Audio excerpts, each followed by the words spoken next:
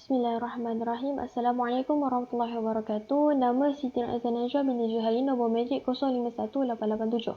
Hari ini saya akan membentangkan tentang tajuk fi syukur, iaitu sifat syukur. Okey. Saya akan membentangkan 3 topik utama, iaitu syukur adalah di kedudukan yang tertinggi, yang kedua 3 rukun syukur, dan yang ketiga adalah apakah yang memungkinkan kesempurnaan bagi sifat syukur. Okey. Kemudian pada bahagian pertama iaitu syukur di kedudukan yang tertinggi. Dalil bagi syukur dalam surah Ibrahim ayat yang ke-7 yang bermaksud, dan ingatlah tatkala Tuhanmu memaklumkan, sungguhnya dia, jika kamu bersyukur, pasti kami akan menambahkan nikmat kepadamu. Dalil yang kedua daripada surah An-Nisa ayat 147 yang bermaksud, mengapa Allah akan menyiksamu jika kamu bersyukur dan beriman. Kemudian, syukur ni daripada kedudukan yang tertinggi. Dia tertinggi daripada sifat sabar, sifat takut, sifat zuhud dan semua sifat-sifat yang lain. Kerana sifat-sifat yang lain ini tidak memberi maksud terhadap dirinya sendiri. Seperti contohnya sifat sabar. Kesabaran itu dikehendaki daripada paksaan melawan hawa nafsu. Kemudian, sifat zuhud pula adalah lari daripada ikatan dia menyibukkan diri daripada Allah SWT. Yang seperti yang disebut dalam surah Yunus ayat yang ke-10 yang bermaksud, dan ucapan mereka di dalam syurga ialah maha suci engkau dari segala kekurangan, dan ucapan penghormatan mereka padanya ialah salam sejahtera, dan penutup doa mereka ialah Alhamdulillah Rabbil Alamin, iaitu segala puji bagi Allah, Tuhan semesta alam. Baik, kita pergi kepada topik yang kedua, iaitu 3 rukun syukur. Okey. Rukun yang pertama adalah kita tahu tentang nikmat yang dan pemberi nikmat. Okey. Semua nikmat-nikmat yang kita perolehi di muka bumi ini adalah kurniaan daripada Allah. Okey. Kita untuk merasa syukur ni, kita perlu mengetahui dari penyucian dan tauhid. Maksudnya di sini adalah kedudukan pertama dalam pengetahuan keimanan ialah penyucian. Bila kita tahu zat yang suci dan tahu tidak ada yang suci kecuali yang esa, maka itu dinamakan tauhid. Jadi bila kamu tahu semua yang wujud adalah kurniaan daripada yang esa, maka ia merupakan nikmat darinya semata-mata, dan ia adalah disebut sebagai pujian. Okey. Allah berfirman, siapa yang baca subhanallah, iaitu maha suci Allah, baginya 10 kebaikan. Siapa yang membaca la ilaha illallah, iaitu tiada Tuhan kecuali Allah, maka baginya 20 kebaikan. Dan siapa yang membaca alhamdulillah, iaitu segala puji bagi Allah, baginya 30 kebaikan. Di sini kita nampak bahawa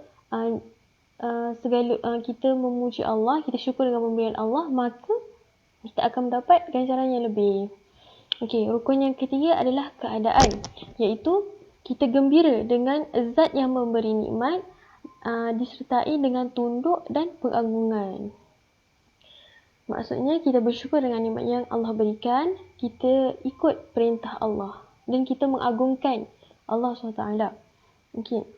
Dengan nikmat-nikmatnya lah kesolehan menjadi sempurna, iaitu kita menggunakan nikmat yang diberikan oleh Allah untuk menambah keimanan kita, maka iman kita itu akan jadi lebih sempurna.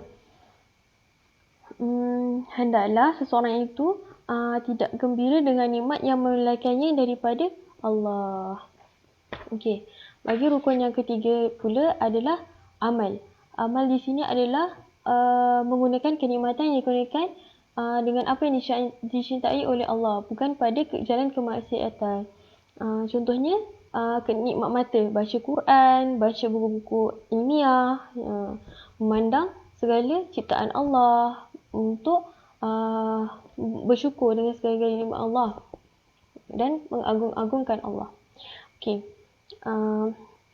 Apakah yang memungkinkan kesempurnaan syukur ini? Okey, orang yang mendapat capai kesempurnaan syukur ni adalah orang yang dilapangkan dadanya oleh Allah terhadap Islam.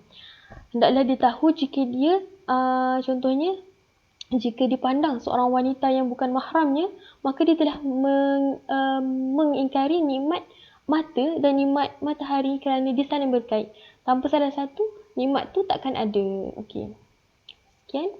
Terima kasih. Assalamualaikum warahmatullahi wabarakatuh. Bismillahirrahmanirrahim. Assalamualaikum warahmatullahi wabarakatuh. Nama Siti Nurhalizah Najwa binti Johari, nombor metrik 051887. Okey, hari ini saya akan membentangkan tentang sifat fi'al ujub. Okey.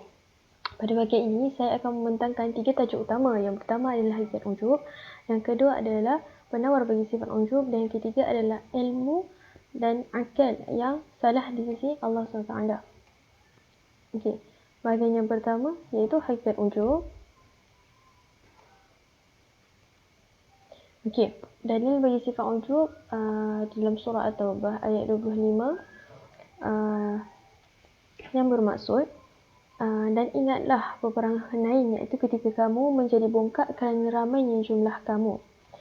Dan dalil yang kedua daripada surah Al-Kahfi ayat 104 yang bermaksud sedang mereka menyangka bahawa mereka telah melakukan sebaik-baiknya. Dan bagi dalil yang ketiga daripada surah An-Najm ayat 32 yang bermaksud maka janganlah kamu berasa dirimu suci. Sungguhnya dialah yang paling tahu tentang orang-orang yang bertakwa.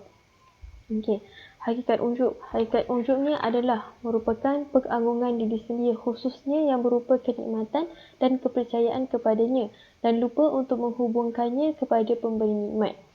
Di sini adalah seseorang itu berbangga diri dengan nikmat yang diberikan dan lupa untuk mengaitkannya, untuk menghubungkannya dengan Allah selaku pemberi nikmat.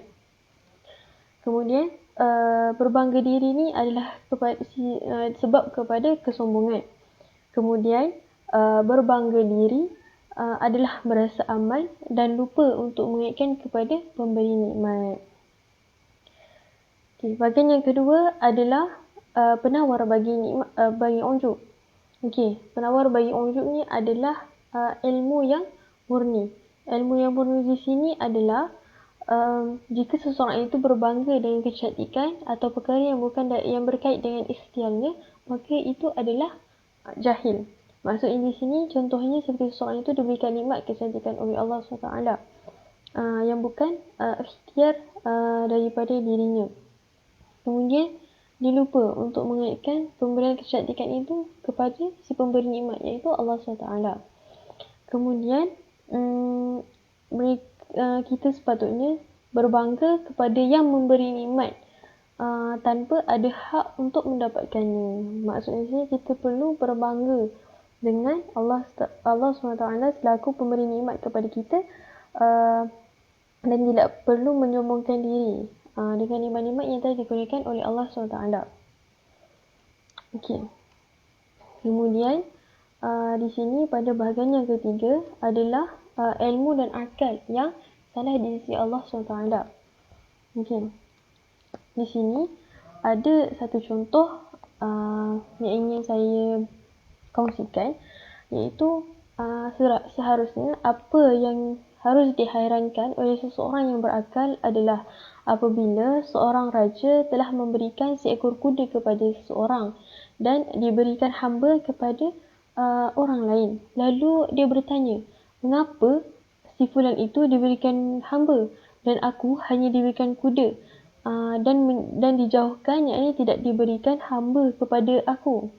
Sedangkan dia mempunyai seekor kuda itu pun atas pemberian daripada raja tersebut. Dapat difahami di sini adalah dia menjadikan pemberian itu sebagai penyebab, pemberian seekor kuda itu sebagai penyebab untuk mendapatkan hak pemberian yang lain. Di sini dia menunjukkan kejahilan yang nyata, iaitu dapat difahami bahawa di sini kita perlulah bersyukur dengan nikmat yang telah diberikan Allah kepada kita. Kita perlu melihat apa yang kita ada, bukan apa yang kita tidak ada. Maka dengan sifat ini, kita akan sentiasa merasa cukup dengan nikmat-nikmat yang telah diberikan oleh Allah SWT. Okey, Setakat itu sahaja pembentangan saya tentang sifat al-ujub ini. Sekian, terima kasih. Assalamualaikum warahmatullahi wabarakatuh.